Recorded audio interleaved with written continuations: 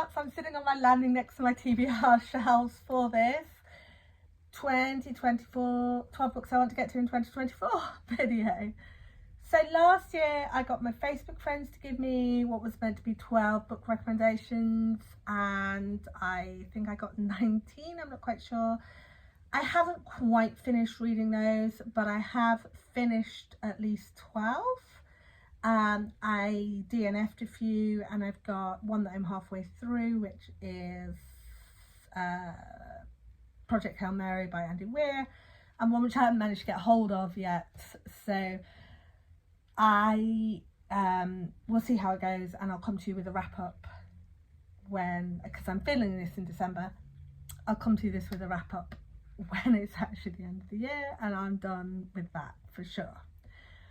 Next year, 2024, we are going to WorldCon in Glasgow, which we are super excited about, but that means that I get to both nominate and vote for Hugo Awards. So I've got here 12 mostly fantasy books, actually, not a lot of sci-fi or horror in there, for various age ranges, which I have heard good things about, I'm excited about, and I think might want to be on my list, or might not, who knows. I haven't read them yet. So that's what I've got going on. So I'm expecting to try and get through these in the early part of the year, which is actually last year I did that as well. I read most of my 12 books in the beginning part of the year and then just left the ones that were harder to find until later in the year, which is why it's like the 22nd of December and I still haven't got my hands on one of the books. But I've read 12, so that counts, right? Anyway, 12 books to read in 2024. Alexandra Bakken, Silver in the Bone. I think this won the Goodreads Choice Award for fantasy, possibly fantasy romance. This is a King Arthur, gender-flipped King Arthur retelling, and it's gorgeous. And yeah, it's critically acclaimed. It's won the Goodreads Choice Award, so I have high hopes for that. Darling House by Alexi Harrow. I'm told this one feels a bit more lit-ficky maybe, but it's definitely got those elements, sort of horror fantasy elements. It's a dark academia, and this is I think a Lumicrate version with the see-through cover. I love it, I love it, love it, love it. I was super excited. I had this on my radar for a few months before anyway, and I'm super excited to get to that one. Just Set Out by Sarah Hashem. This is again, it's a sort of East Africa, Middle Eastern mythology based romantic fantasy, and again I've heard lots of people, particularly people who don't always love romantic fantasies, raving about this, so that's why it's going on my list. What the River Knows by Isabel Ibanez. This just came in my Fairy League books. It is Egyptian fantasy. I'm super excited to get to it. That is all I know about it, but I'm a sucker for anything Egyptian. Or anything with multi-pantheon gods in. That I'm a sucker for that too.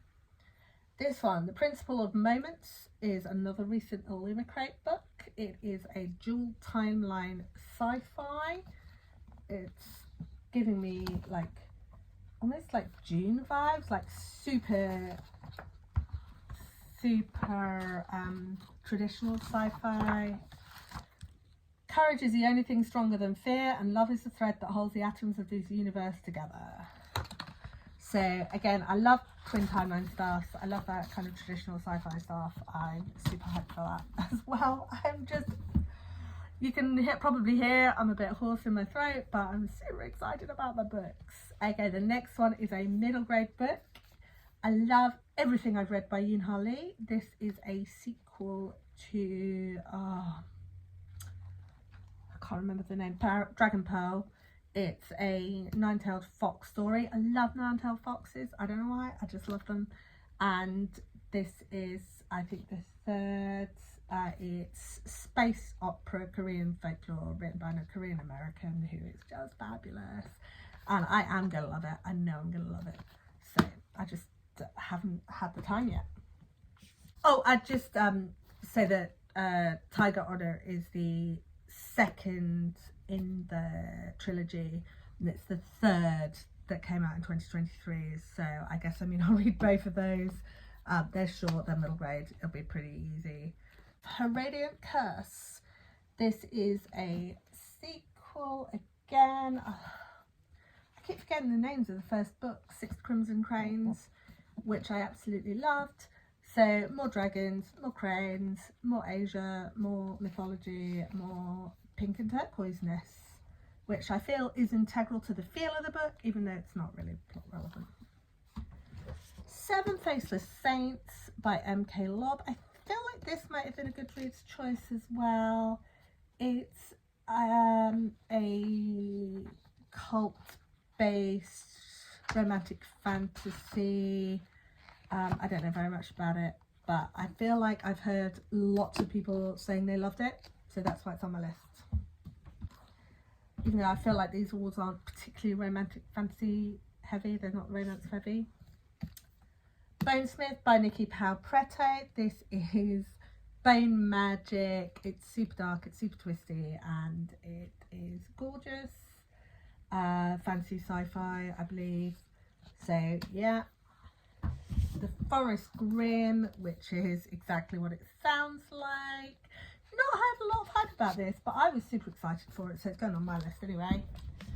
The Fragile Threads of Power, which is a Darker Shades of Magic spin-off, which I've been hearing lots of good vibes from the people who are like, oh, we don't need another one, let it rest. And they're like, oh yeah, we do need another one actually.